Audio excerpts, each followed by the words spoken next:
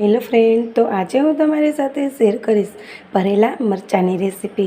તો રોટલી સાથે શાકની પણ જરૂર ના પડે તેવા એકદમ અલગ રીતે ભરેલા મરચાંનો મસાલો બનાવીશું। વારંવાર ગુજરાતીઓના ઘરમાં ભરેલા મરચાં બનતા જ હોય છે, પણ જો એકને એક જ મસાલો બનાવીને કંટાળી ગયા હોય તો તેના માટે આ સ્પેશિયલ ભરેલા મરચાંની રેસીપી છે। જે મરચાં ખાવાના શોખીન છે ને તેના માટે તો આ ખાસ રેસીપી છે। સૌથી પહેલાં તો મેં એક મિક્સર જાર લીધેલું છે। તો મિક્સર જારમાં અમે સૌથી પહેલાં તો અહીંયા શેકેલા શિંગદાણા એડ કરીશું। ત્યારબાદ આપણે 1 ચમચી જેટલા વરિયાળી એડ કરીશું। 1 ચમચી જેટલા આપણે તલ એડ કરીશું। તો 1 ચમચી જેટલા આપણે સૂકા ધાણા એડ કરીશું। સૂકા ધાણાનો ટેસ્ટ આ ભરેલા મરચાંમાં ખૂબ સરસ એવો આવે છે।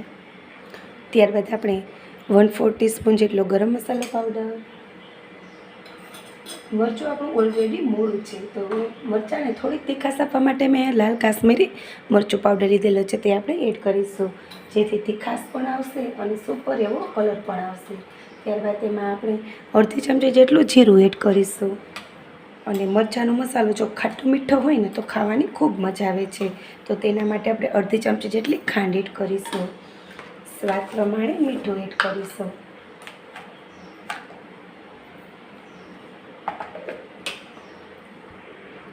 ત્યારબાદ મેં 1 વાટકી જેટલી સેવ લીધેલી છે। તમે સેવની જગ્યાએ ચણાના લોટને શેકીને પણ તેનો ઉપયોગ કરી શકો છો।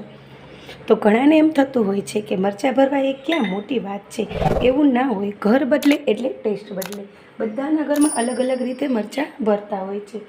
તો મને કોમેન્ટ બોક્સમાં ચોક્કસ બતાવજો કે તમે તમારી ઘરે કેવી રીતે ભરેલા મરચાં બનાવો છો। ત્યારબાદ આપણે 1 નાની વાટકી જેટલા લીલા ધાણા એડ કરીશું। તો આપણે આજે કોઈ પણ જાતના ચવાણાનો કે કોઈ પણ વસ્તુનો ઉપયોગ નથી કરવાનો। એકદમ મસ્ત આ જ રીતના આપણે ડ્રાય મસાલો તૈયાર કરીશું અને સરસ એવું ક્રશ કરી લઈશું। તો આ રીતનો અધકચરો મસાલો બનીને તૈયાર થઈ ગયો છે। તેને આપણે હવે એક પ્લેટમાં એડ કરી દઈશું। તો આ રીતનો એકદમ ચટપટો અને સૂકો મસાલો આપણો તૈયાર છે। જો બિલકુલ લોંદો નથી થયો, એકદમ સૂકો સૂકો બન્યો છે ને। જો તમે એકવાર આ રીતે મસાલો ચોક્કસ ટ્રાય કરજો તો તમે આગળને તમે તમારા ઘરે જે મરચાં ભરેલાનો મસાલો બનાવતા હશો ને એ પણ ભૂલી જશો। તો ટેસ્ટમાં એકદમ સુપર ટેસ્ટી આ મસાલો બનીને તૈયાર થાય છે। તો ખાટા મીઠાનું બેલેન્સ કરવા માટે મેં અહીંયા અડધો લીંબુનો રસ લીધો છે, તો અડધો આપણે લીંબુનો રસ એડ કરીશું।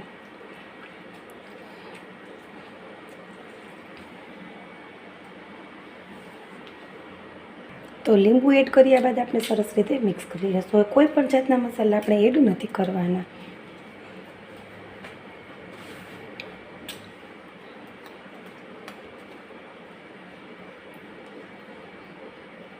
તો એ તૈયાર થયેલા મસાલાને હવે આપણે સાઈડ પર રાખી દઈશું।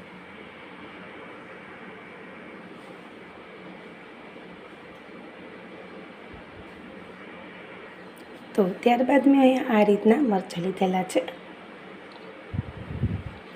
તો તમે તમારી પસંદના કોઈ પણ મરચાં લઈ શકો છો। ત્યારબાદ આપણે મરચાંનો આ રીતના કટ લગાવી લઈશું અને અંદરથી જે બીનો ભાગ છે એને આપણે રિમૂવ કરી લઈશું। તો બીના ભાગને રિમૂવ કરવા માટે આ રીતની તમે ચમચીને આ રીતની કરશો ને તો ફટાફટ ઇઝીલી જે બી છે ને એ તમારા નીકળી જશે।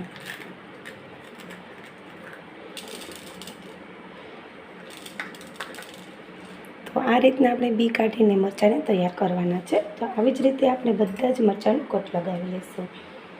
તો અમે અહીંયા આ મરચાંને કોલર મરચાં કહીએ છીએ। તો તમે મને કોમેન્ટમાં ચોક્કસ બતાવજો કે તમે આ મરચાંને શું કહો છો। અને આ મારું ગોંડલનું મરચું છે, એટલે એમાં તો તમારે કંઈ કહેવું જ ના પડે। સુપર ટેસ્ટી ગોંડલના મરચાં તો આમે પ્રખ્યાત જ હોય છે।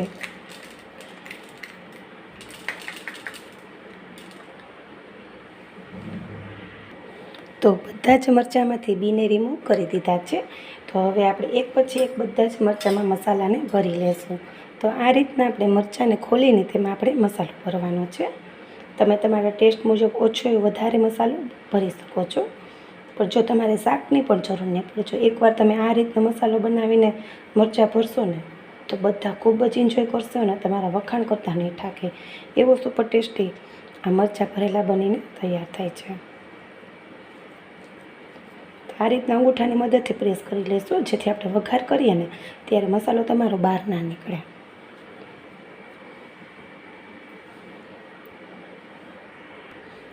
તો આ જ રીતના બધા જ મરચાં આપણે ભરીને તૈયાર કરી લઈશું.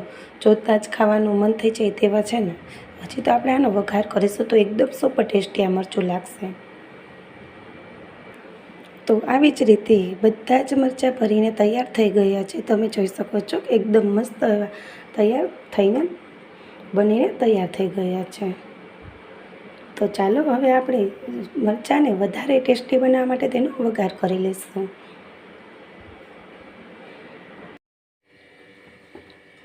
તો સૌથી પહેલાં તો મરચાંનો વઘાર કરવા માટે આપણે આ રીતના પેનમાં મરચાંને રાખી દઈશું.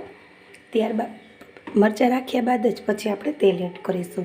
તેલ એડ કરીને જો મરચાં આવી રીતે રાખશો ને તો મરચાંમાંથી તેલ ઉઠશે અને તમે દાજી જવાની પણ શક્યતા રહેશે. તો તમે જો આ રીતે તમે ક્યારેય ના બનાવતા હોય તો એકવાર આ રીતે બનાવજો. તો આ રીતે આપણે પહેલાં બધા જ મરચાંને ગોઠવી લેશું.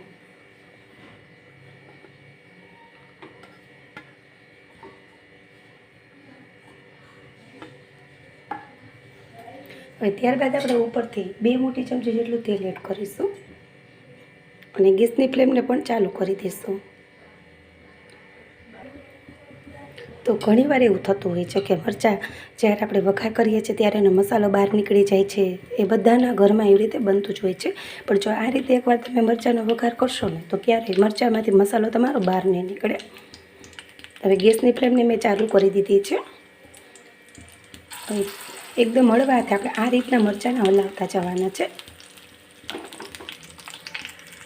તો ત્યારબાદ આપણે ઉપરથી આ રીતના ઢાંકણને કવર કરી દઈશું, જેથી તેલ તમારું બહાર ના નીકળે અને એકદમ સરસ રીતે બધી જ બાજુ મરચાં આપણા સરસ એવા તળીને તૈયાર થઈ જાય. તો તમે જોઈ શકો છો કે સરસ એવી મરચાંમાં ડિઝાઇન આપણી થવા લાગી છે. તો ત્યારબાદ આપણે ચીપિયાની મદદથી આ રીતના મરચાંને પલટાવી લઈશું, જેથી બધી જ બાજુ સરસ એવું મરચું આપણું તૈયાર થઈ જાય. અને તમે જુઓ એકદમ મસ્ત ડિઝાઇન પણ મરચાંમાં આપણી તૈયાર થઈ ગઈ છે. પણ જુઓ તમે કોઈ પણ જાતનું તમારું તેલ બગડશે નહીં, મસાલો બહાર નીકળશે નહીં, એકદમ મસ્ત એવા તમારા મરચાં બનીને તૈયાર થાય છે.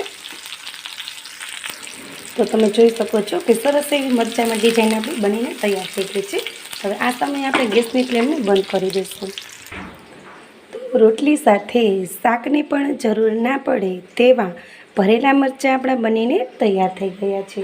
જો હજી સુધી મારી ચેનલને સબસ્ક્રાઈબ ના કરી હોય તો સબસ્ક્રાઈબ કરી દેજો, સાથે બેલ આઇકોનને જરૂરથી દબાવજો આવી જ નવી રેસીપી વિડીયો સૌથી પહેલાં જોવા માટે.